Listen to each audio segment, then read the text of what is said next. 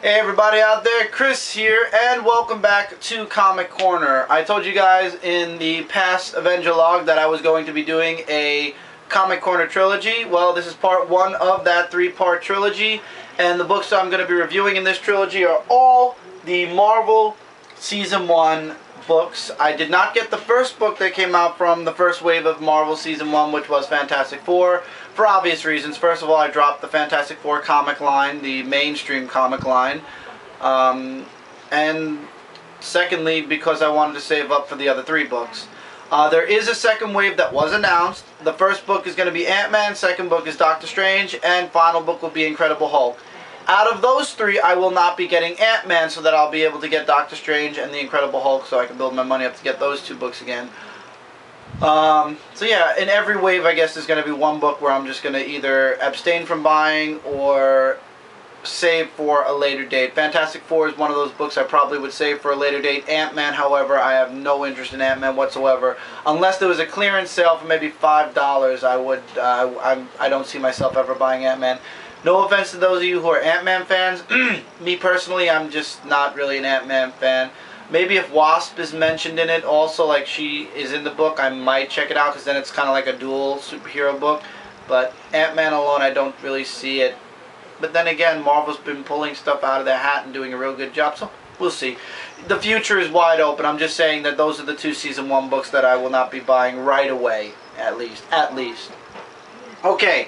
So we're in part one. We're going to go in release order. So the first book that was released from Marvel Season 1 was X-Men Season 1. Written by, you can guys scan it first. For good measure.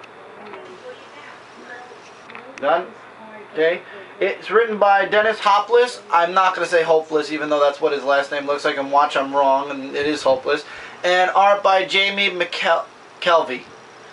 This book was the first book in that introduced me into Season 1, unlike Fantastic Four, which introduced a lot of other people.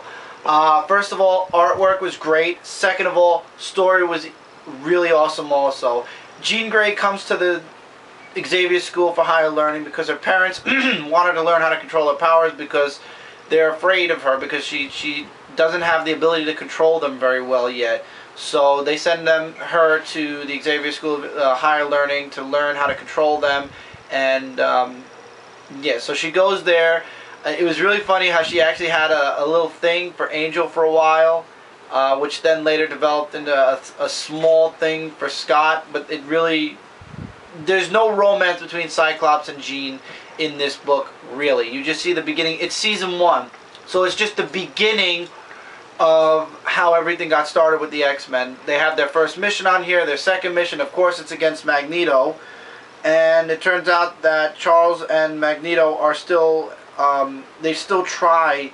You see that Charles Xavier is still trying to get get Magneto to change his ways and to work with him instead of against him. The Brotherhood of Mutants also is in this. The Blob, Toad, Quicksilver, and Scarlet Witch. I want to try to get a good page for artwork. Here's a page where Angel becomes Angel. Like he has a brace on in the beginning of the book, and in this part he actually takes the brace off and, as they say, spreads his wings. So Jean is coming into the school, and she's just getting used to all of the other students, which basically are Beast, Angel, Iceman, and Cyclops. Cyclops is always in the danger room running simulations to train himself to be better in the field. Bobby and Beast are literally, they're like brothers. They go everywhere together, and they like to chill and have a good time. Angel kind of tries to, at first Jean has a thing for him because she thinks that he wants to be with it, like not with her, but he's a really great guy. But every time Jean wants to be alone with Angel, he ends up bringing Beast and Iceman along, or Bobby and Beast along, Henry along. Beast does not look like Beast, as you can see. He still has his human form at this point in time. So they go up against Magneto twice. The first time they get their butts handed to them. The second time, actually, it ends with them facing off against Magneto for the second time. so I'm giving a couple of spoilers here. Also, at the end of each of these Season 1 books, there is a issue 1 of one of their respected series. In this book, it's Cyclops' side, the Uncanny X-Men #1, the relaunched Uncanny X-Men #1, and you get the entire first issue. I guess I understand the point is from then to now, so to speak, the from then to now feeling, but I've been wanting an X-Men book where Charles Xavier was the leader of the entire X-Men group again, and Cyclops was the leader of the on-field team, and basically everybody followed Professor X's lead. Like, Professor X would be the man in the background, but he would be the one that is, like, not running the X-Men, but he's the absolute leader of the X-Men, whereas Cyclops is just the leader of the on-field team. I've been saying this for a long time, especially with the X-Men teams in the regular U, splitting into the Wolverine and Cyclops sides, where Wolverine's trying to do what Charles Xavier did, and Cyclops is still on Utopia training his army of X-Men. But I just miss the old times. By the way, Wolverine is not in this. It's just the original X-Men team, like from way back in X-Men #1. But I just miss the old times where they were at the school, the Xavier School for Higher Learning, and they went off on missions against Magneto or whatever other mutant threat there was, and then at the end they came back to the school, and Professor Xavier was the headmaster, and everything was, you know, normal. Over the past, I'd like to say 10 years, that's changed a lot. That has really changed a lot to the point where X-Men are something completely new now. I'm not knocking the X-Men because I do buy all of Wolverine's side, plus X-Force, plus a few other things. Well, X-Force is Wolverine's side, plus a few other side comics though. But at the same time, this actually fed my want of the old-time X-Men.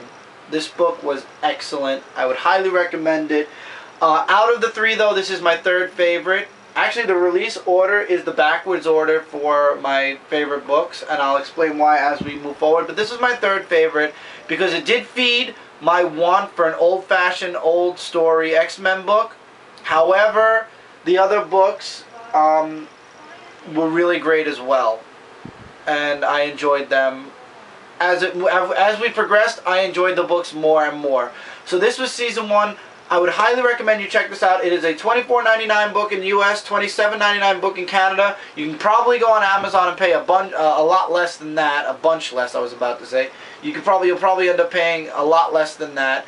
You can check it out on Midtown Comics. They sell it 15% off. I'm positive on that. I got my copy of X-Men actually from Midtown Comics. All these books I did advanced orders for. It was just really good. I would highly recommend you check out all the Season 1 books. I can't speak for Fantastic Four though, but all the Season 1 books I have. The stories and the artwork are amazing. This book was really awesome. I really enjoyed reading it. I've already read it like 3 times. There's a lot more in this book that I didn't mention. For example, Scott is in the Danger Room and he's running simulations where he's telling the X-Men what to do. It's like the beginning of Scott Summers coming into being the leader of the on-field X-Men, and Bobby comes in on a simulation. He's like, turn off your Danger Room Iceman. I'll be your Iceman. You can tell me whatever you want me to do. So it's his formation into the leader of the X-Men, the team's beginning, and the inkling beginning of the X-Men team as they grow from that moment, the first moment, which is in this book, to the X-Men they are today. It was just really great. I really love this book. This was a brilliant idea from Marvel, I must say that. I would highly recommend checking this out. And with that, we finished the first of a 3-part trilogy on the Marvel Season 1 books. Come back to the next part to check out Daredevil. If you enjoyed this video, give it a like, give it a favorite. Please, I love comments. Comment below whether you like this book, whether you didn't like this book, whether you have a question about this book.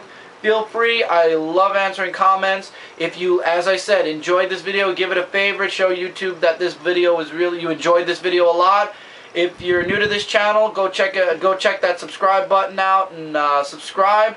Also check out Dark Avenger Inc. If you enjoyed this channel, you'll enjoy that channel too, and give it a subscribe also.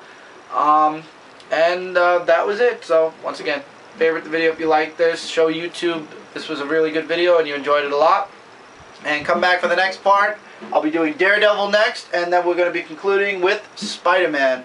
If this was the only book you were interested in, I hope you enjoyed it. I hope that this was an informative video for you, and if not, as I said, feel free to ask anything in the comments below, and I will definitely get back to you. Take care, everyone. I will see you in the next video. Keep reading, keep collecting. Take care, guys.